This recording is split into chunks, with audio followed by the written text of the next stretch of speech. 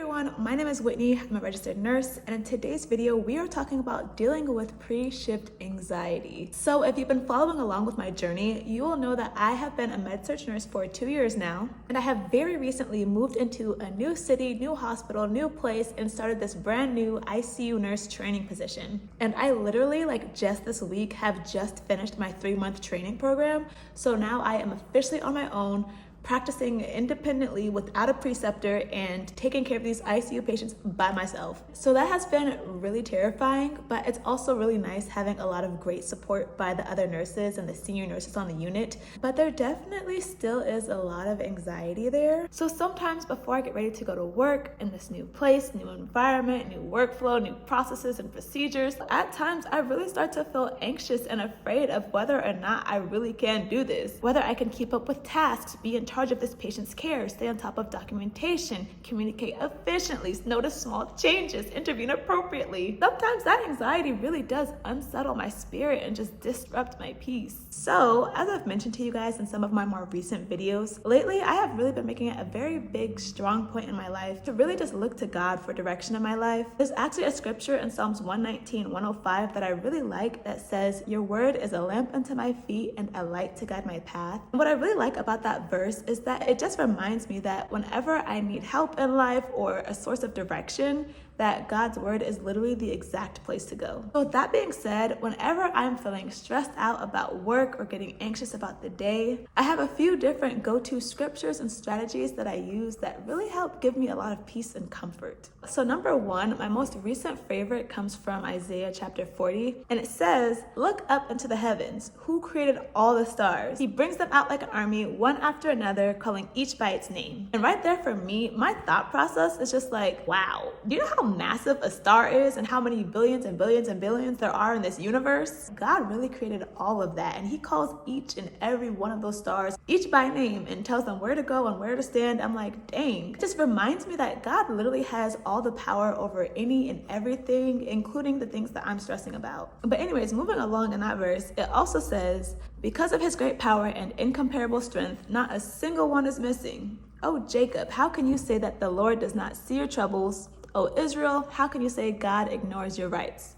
Have you never heard? Have you never understood? The Lord is the everlasting God, the creator of all the earth. He never grows weak or weary. No one can measure the depths of his understanding." And then my next favorite part is, "He gives power to the weak and strength to the powerless." And that part right there resonates with me so much because sometimes in this ICU position where I am brand new, I am a novice, and I feel so small sometimes, it just encourages me so much that I don't have to feel little or small, but that I am empowered by God and I could stand strong and stand tall as I continue to learn and grow and just give my best effort in this new position. It just gives me so much confidence and just strength inside of me. But anyways, moving further along in this verse, it also says, "Even youths will become weak and tired, and young men will fall in exhaustion.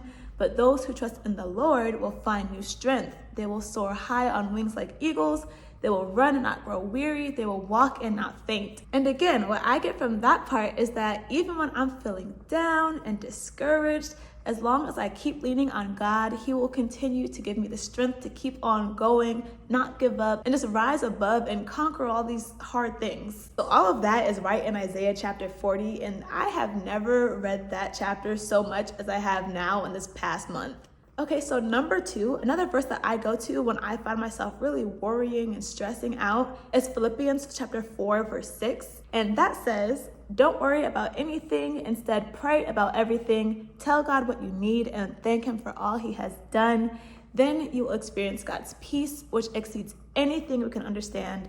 His peace will guard your hearts and minds as you live in Christ Jesus."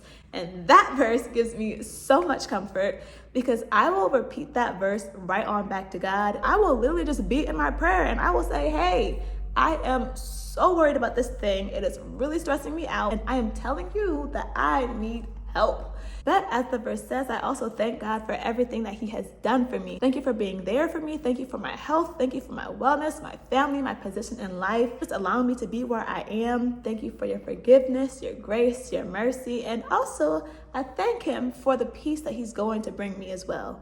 And from there, that really just allows me to let go of whatever I'm holding on to and just know that I don't have to stress about that anymore and that I could just let it go, give it to God, and let him take care of it. And sometimes though, I do have to go back and reread it because sometimes I do forget and I let that stress start to like creep back up on me and I have to kind of like smack it, get it out of there, and just remind myself again of like, what did God say?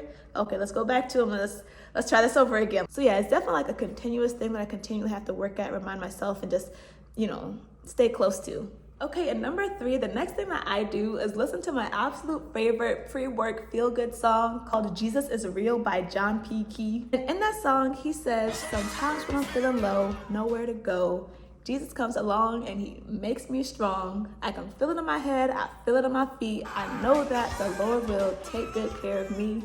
And that song really just helps reaffirm and remind me of all the things that I know God is and God does. Like, yes, Jesus is real. He is available to you, to be there for you, and to help you through. And for me, I really do find so much value in just hearing those things said out loud. Okay, and this is just a little bit off topic, but I really do find it so important to really be mindful of what type of words we are allowing to enter into our mind and enter into our spirit. And just a quick sidebar, but I have really taken a big step back away from secular music because I realized that the words and the themes of what I was listening to and just repeating inside my mind was really not bringing about a spirit of joy or peace, but rather a spirit of sadness, angst, and just like hopelessness. And I realized that it's not just about the beats and the melodies, but these are actual words and themes that we're allowing to enter into our mind and repeating. And those things really can just start to like dwell inside of you. So lately, I have just found so much joy and appreciation for music artists that are just speaking life into their music and glorifying God and their walk with him. And it's not always just like your regular gospel or like your holy hymns, but it's like some really good stuff out there with like some really good vibes to it. And I'm not just talking about the artists that are like, yeah, devil, I'm gonna shoot you in your face. But like,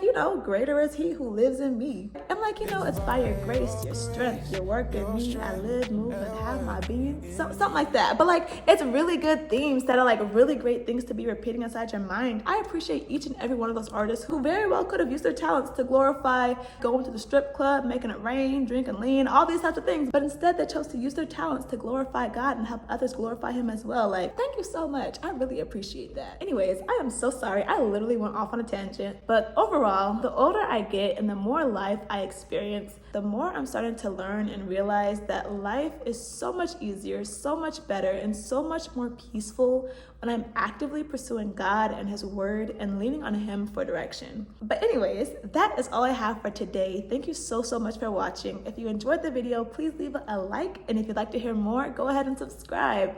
Thank you again for watching, and I'll see you in the next one. Peace.